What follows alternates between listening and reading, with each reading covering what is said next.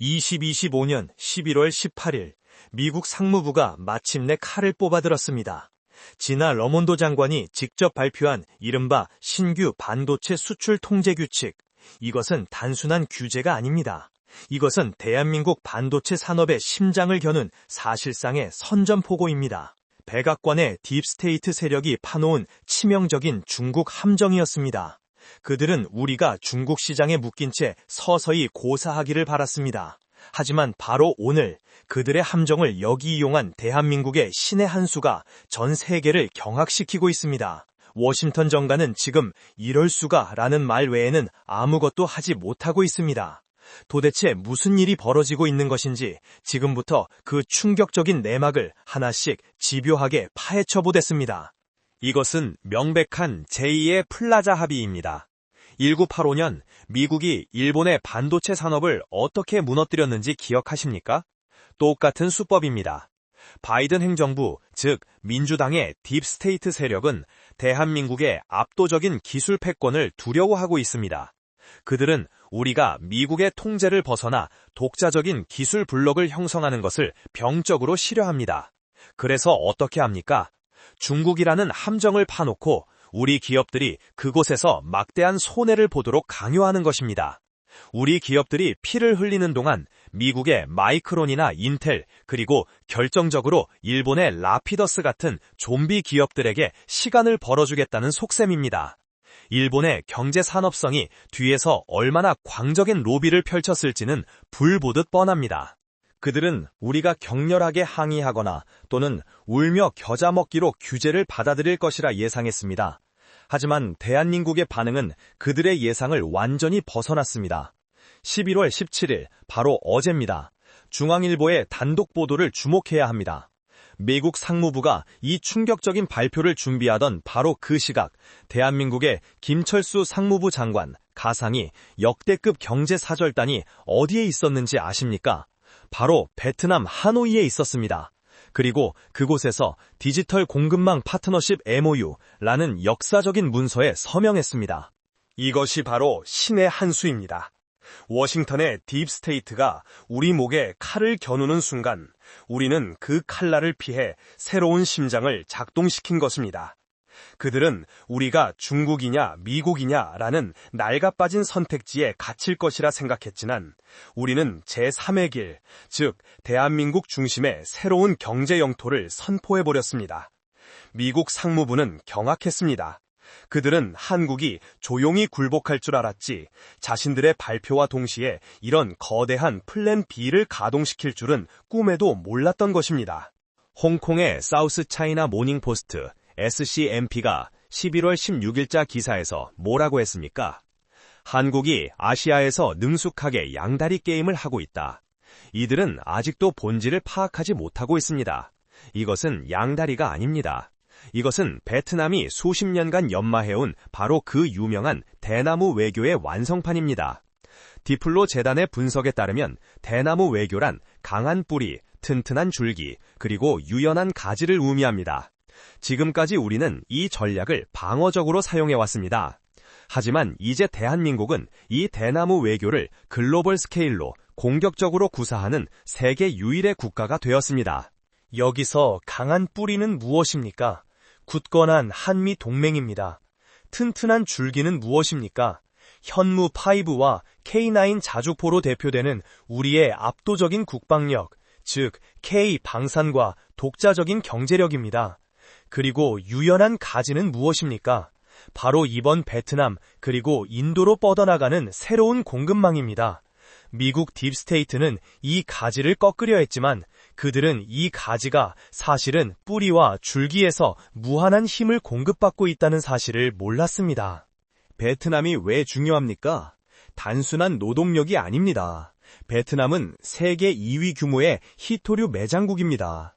반도체와 배터리의 핵심 광물이죠. 또한 중국을 대체할 완벽한 차이나 플러스 원 기지입니다. 우리는 지금 베트남이라는 새로운 전초기지를 통해 중국 의존도를 낮추는 동시에 미국의 기술 통제로부터도 자유로운 우리만의 기술 해방구를 건설하고 있는 것입니다. 하지만 이것은 시작에 불과합니다. 대한민국의 거대한 그림은 베트남에서 끝나지 않습니다. 시선을 인도로 돌려야 합니다. 2025년 11월 4일, 불과 2주 전입니다. 부산상공회의소와 인도 유력 경제단체 PHDCCI가 MOU를 체결했습니다. 협력 분야를 보십시오. 디지털 기술, 해상 물류, 그리고 신흥산업. 이것이 무엇을 의미합니까? 이미 삼성전자는 인도 노이다 공장에 400억 달러, 한화 약 50조 원에 달하는 천문학적인 자금을 쏟아부으며 세계 최대의 스마트폰 생산 기지를 구축했습니다. 이제 보이십니까? 대한민국은 베트남의 하드웨어, 희토류, 생산기지와 인도의 소프트웨어, 정보기술 인력, 거대 시장을 하나로 묶는 거대한 K-테크 회랑을 창설하고 있습니다. 이것은 미국 주도의 치포, 동맹과는 격이 다른 대한민국이 설계자가 되는 새로운 경제 블록입니다. 미국 딥스테이트가 일본을 끼워 넣어 만든 치포가 우리에게서 이익을 빼앗아 가려는 수탈의 사슬이라면 우리가 지금 만드는 베트남 인도 회랑은 우리의 생존과 번영을 위한 공급의 동맥입니다. 이러한 우리의 움직임에 적대국들의 반응은 즉각적으로 나타나고 있습니다. 가장 먼저 패닉에 빠진 것은 일본입니다. 11월 17일자 니테이 아시아 보도를 보십시오. 일본의 3분기 국내 총생산 GDP가 마이너스 1.8%라는 충격적인 역성장을 기록했습니다. 경제가 침몰하고 있습니다. 그들의 유일한 희망은 미국 딥스테이트가 한국의 삼성과 하이닉스를 무너뜨려 자신들의 라피더스 같은 반도체 좀비 기업에게 숨쉴 구멍을 열어주는 것뿐이었습니다. 하지만 같은 날 대한민국의 코스피 KOSP 지수는 어떻게 되었습니까? 미국의 그 살인적인 규제 발표에도 불구하고 오히려 1.9% 폭등하며 4,089포인트를 돌파했습니다. 특히 SK 하이닉스는 8.2%, 삼성전자는 3.5% 폭등했습니다. 이것이 무엇을 의미합니까? 글로벌 자본은 이미 알고 있다는 것입니다. 미국의 딥스테이트가 아무리 한국을 옥죄려 해도 한국은 이미 베트남과 인도라는 새로운 활로를 개척했기 때문에 절대 무너지지 않는다는 것을 말입니다. 일본의 몰락과 한국의 급등, 이 극명한 대비가 바로 승자와 패자를 가르는 결정적 증거입니다. 그렇다면 미국은 지금 어떤 반응일까요? 여기서 우리는 미국을 하나의 집단으로 봐서는 안 됩니다. 이것이 바로 정보 분석의 핵심입니다. 미국은 지금 두 개로 쪼개져 있습니다. 첫째, 바이든 행정부와 지나 러몬도로 대표되는 딥스테이트 세력입니다. 그들은 지금 경악 그 자체입니다. 자신들의 함정이 완벽하다고 생각했지만 한국이 그 함정을 뛰어넘어 아예 새로운 판을 짜버렸기 때문입니다. 그들은 한국을 순종적인 동맹으로 봤지만 이제 한국은 그들의 통제를 벗어난 전략적 경쟁자가 되어버렸습니다. 둘째, 트럼프 전 대통령과 같은 실용주의자 세력입니다. 랜드 연구소 CSIS의 진짜 전략가들은 이미 이런 상황을 예견했습니다. 랜드 연구소는 이미 2008년 보고서에서 지정학적 위치 때문에 중국 이익에 대한 민감성은 한국 정책의 특징으로 남을 것이라고 분석했습니다. 그들은 한국이 미국에 100% 종속될 수 없다는 것을 압니다. 프레드 플라이츠나 엘브리지 콜비 같은 전략가들은 오히려 이렇게 말합니다. 미국에 필요한 것은 약해 빠진 동맹이 아니라 스스로를 지킬 수 있는 강력한 동맹이다. 그들에게 대한민국의 이번 신의 한 수는 배신이 아니라 오히려 미국의 부담을 덜어주는 가장 현명한 전략적 자율성의 발현인 것입니다. 그들은 알고 있습니다. 딥스테이트가 추진하는 이 무의미한 반도체 규제는 중국을 죽이는 것이 아니라 오히려 동맹인 한국을 죽이고 미국의 국익마저 해치고 있다는 사실을 말입니다.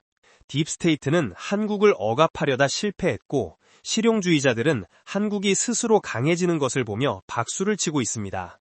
이것이 지금 워싱턴 내부에서 벌어지고 있는 거대한 균열의 실체입니다. 결국 백악관 딥스테이트 세력이 파놓은 중국 함정은 완벽하게 실패했습니다. 그들은 한국의 반도체 기술을 통제하고 일본에게 이익을 안겨주며 우리를 제2의 플라자 합의 희생양으로 만들려 했습니다. 하지만 대한민국은 더 이상 과거에 힘없는 새우가 아니었습니다. 우리는 미국의 압박을 대나무 외교의 유연함으로 받아넘기는 동시에 베트남과 인도라는 새로운 기술 회랑을 개척하며 우리만의 경제 영토를 선포했습니다. 미국이 우리에게 중국이냐 미국이냐를 물었을 때 우리는 대한민국이라는 새로운 정답을 제시했습니다. 결론은 명확합니다. 미국 딥스테이트의 함정은 오히려 대한민국에 잠자고 있던 생존 본능을 깨웠습니다. 그들은 우리를 고립시키려 했지만 우리는 오히려 베트남과 인도를 묶어 새로운 K-테크 블록을 창설했습니다. 일본의 니케이가 절망 속에 추락할 때 한국의 코스피는 환호하며 폭등했습니다. 이것이 현실입니다. 우리는 더 이상 누군가가 만들어 놓은 판 위에서 움직이는 플레이어가 아닙니다. 우리는 이제 인도태평양 전략의 새로운 판을 직접 설계하는 아키텍트, 즉 설계자입니다. 대한민국의 신의 한 수는 이제 막 시작되었습니다. 코리아 브리핑이었습니다. 구독과 좋아요는 저희에게 큰 힘이 됩니다. 결론은 명확합니다. 미국 딥스테이트의 함정은 오히려 대한민국에 잠자고 있던 생존 본능을 깨웠습니다. 그들은 우리를 고립시키려 했지만 우리는 오히려 베트남과 인도를 묶어 새로운 K-테크 블록을 창설했습니다. 일본의 니케이가 절망 속에 추락할 때 한국의 코스피는 환호하며 폭등했습니다. 이것이 현실입니다.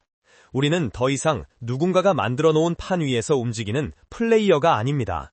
우리는 이제 인도태평양 전략의 새로운 판을 직접 설계하는 아키텍트, 즉 설계자입니다. 대한민국의 신의 한 수는 이제 막 시작되었습니다. 코리아 브리핑이었습니다. 구독과 좋아요는 저희에게 큰 힘이 됩니다.